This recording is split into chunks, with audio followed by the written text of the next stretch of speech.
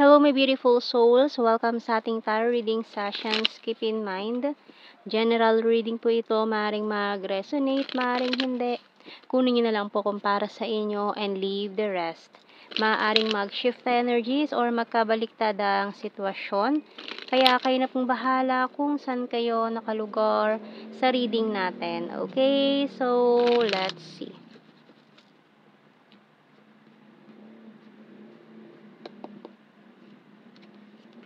So we have here the Six of Pentacles, Ten of Pentacles, and the Knight of Swords. We also have here the King of Swords, the Wheel of Fortune, Nine of Wands, the Ace of Wands, and the Page of Cups. Bottom card, oh, Page of Wands. Okay. So, maaaring may new person na pumasok sa buhay mo ngayon. Maaaring unexpected tong mangyari na to. Ayan, with this Ace of Wands and Page of Cups natin dito. Pero yung iba sa inyo, parang unexpected. Dahil nga unexpected, ang pagdating nitong taong to ay parang ano ka dito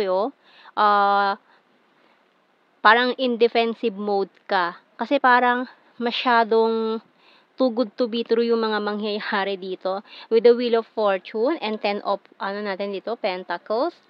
At the same time, itong taong to itong taong to mukhang gusto kanyang spoil din, ganyan. Ibigay lahat itong mga, kumbaga, bubusugin kanya ng mga material things gift, money, name it all, ganyan. Gusto kanyang spoiled sa lahat ng bagay. Kasi itong taon to talagang hindi problema sa kanya ang pera.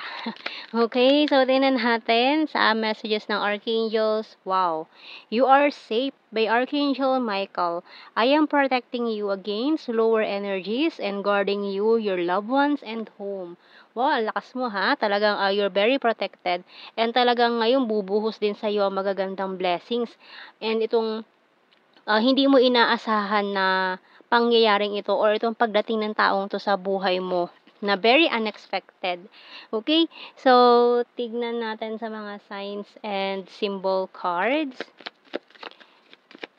Kasi parang may paranoid energy dito na parang hindi ka naniniwala sa intention nitong taong to.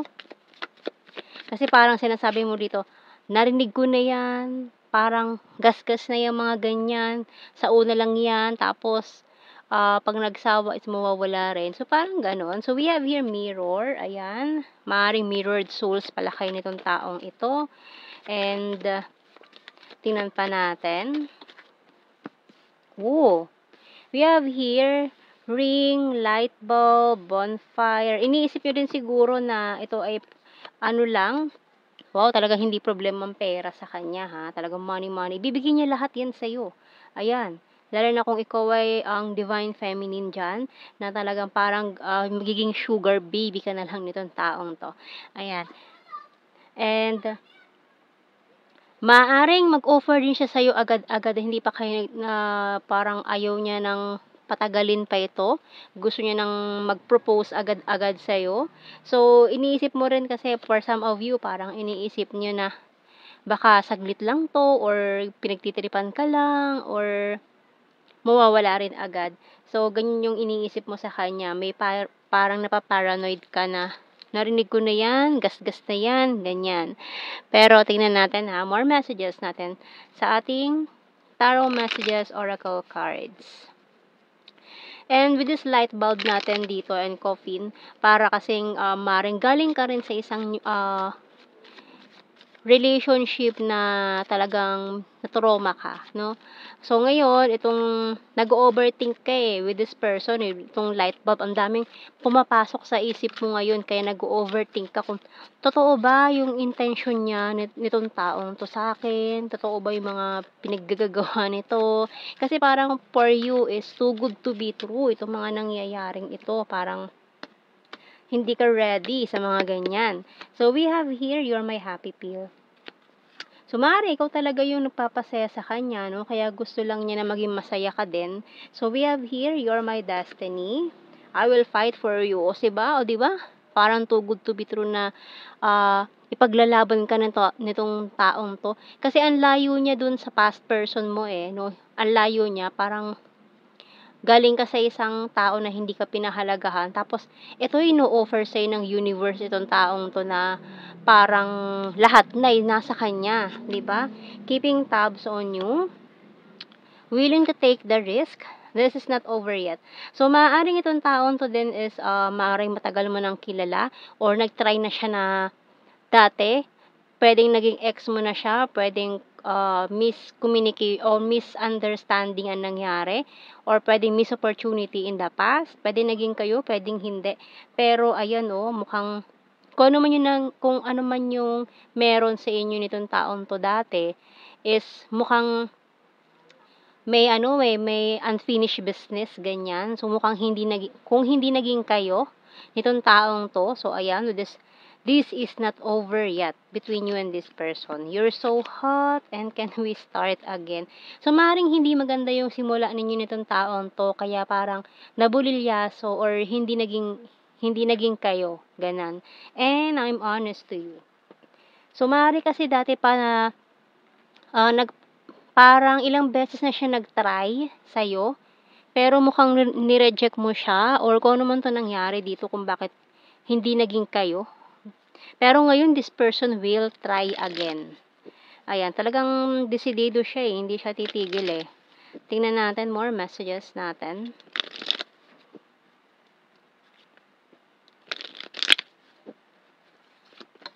Becoming a better person. Siguro din kasi may history 'tong taong 'to na, hindi naging maganda. May nagawa siyang hindi maganda. I look for you everywhere, pero hinanap ka pa rin niya. It's time for me to heal now. I will wait for a sign from you. Just being near you is intoxicating. I wish I had treated you better. I regret lying to you and I can't stop thinking about you. So, yun na nga, no? Parang may nangyari sa inyo nitong taong to na hindi maganda dati, pero ngayon bumabawi siya ng bonggang-bongga. Kaya ganyan, parang kumbaga princess treatment ka dito sa taong 'to. And I left you before you could leave me. Okay, so kuha tayo ng mga initials natin, maaaring mga initials ng mga pangalan-pangalan ninyo. Ayan. Or nitong taong 'yan.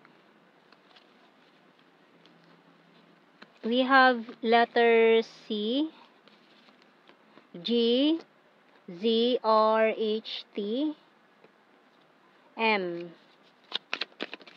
X, E, F, P,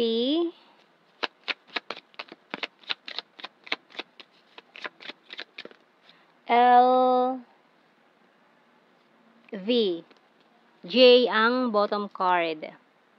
So, let's see sa blue card natin. We have here balance. So, siguro marami na kayong past life na pinagsamahan nitong taong to, eh. Ayan, may twin flame pa with this mirror card.